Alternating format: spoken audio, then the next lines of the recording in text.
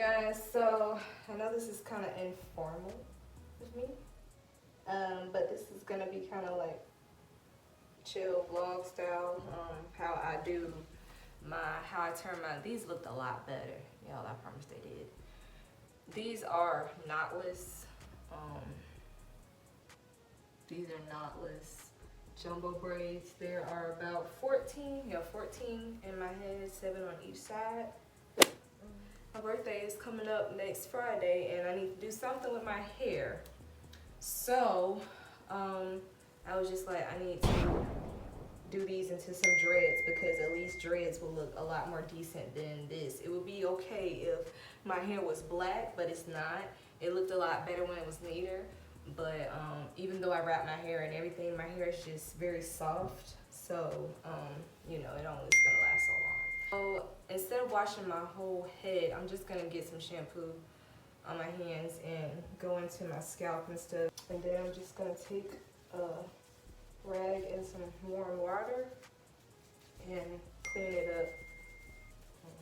And that's just how I can quickly clean my hair.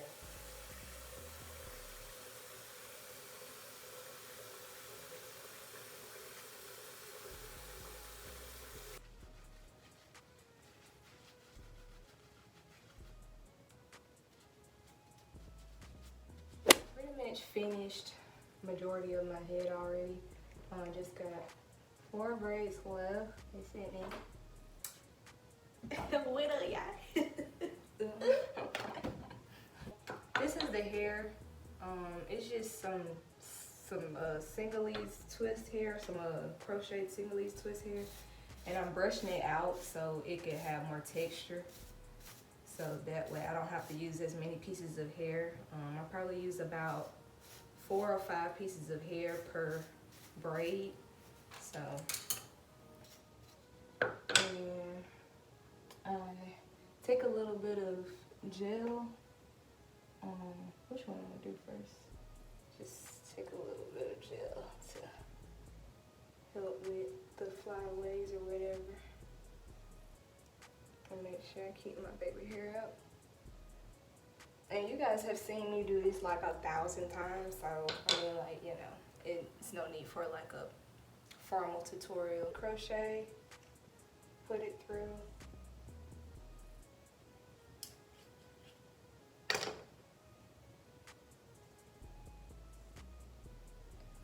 And then I just try to gather the hair as best as I can to like clean up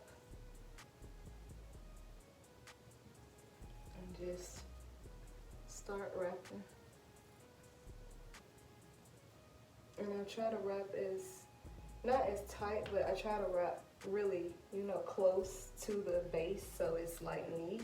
So when they start to get older, you know, it'll look a lot better, you know. And then I push up the hair too, so it could, you know, cover my brown hair or blonde hair, whatever you want to call it. And then sometimes, like, you know, I'll take the hair and back brush it so it gives it a little bit more texture.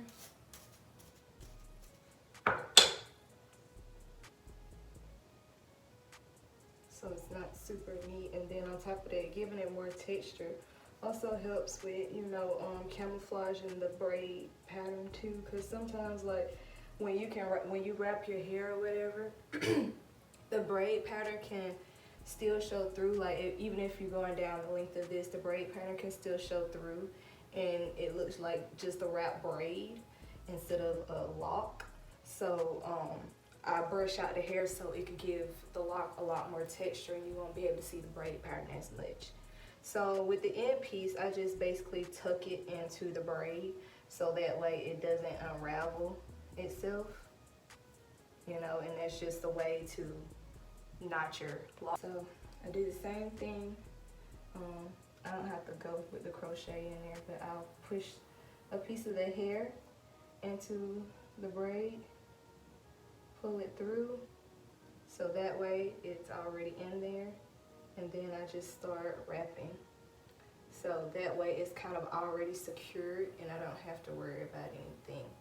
And then push it up a little bit and just continue down the length of the braid.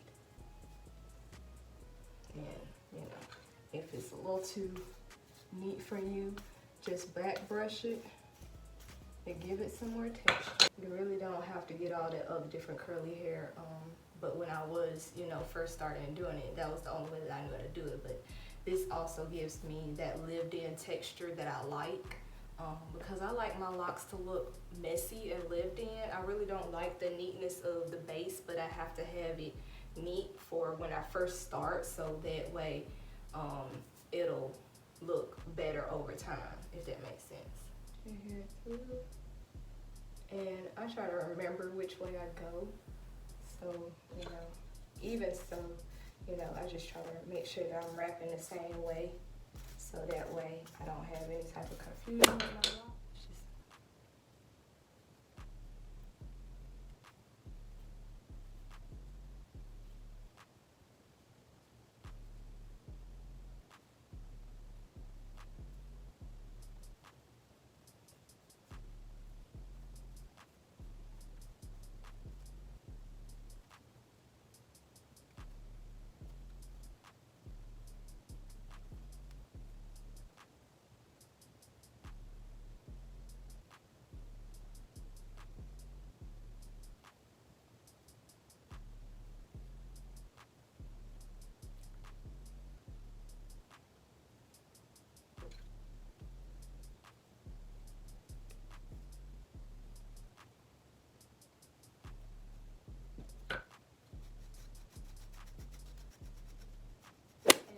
At this time, like when it starts to get a little bit skinnier, it will start to like do that little twirl thing as you know, as you start to wrap.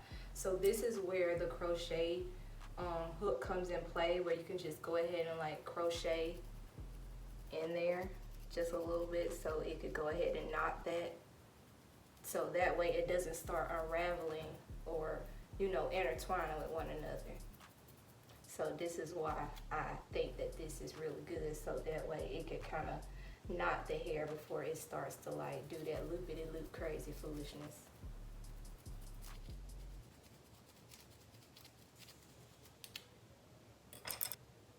Alright, so this is going to be our end right here, because I want the end to be curly.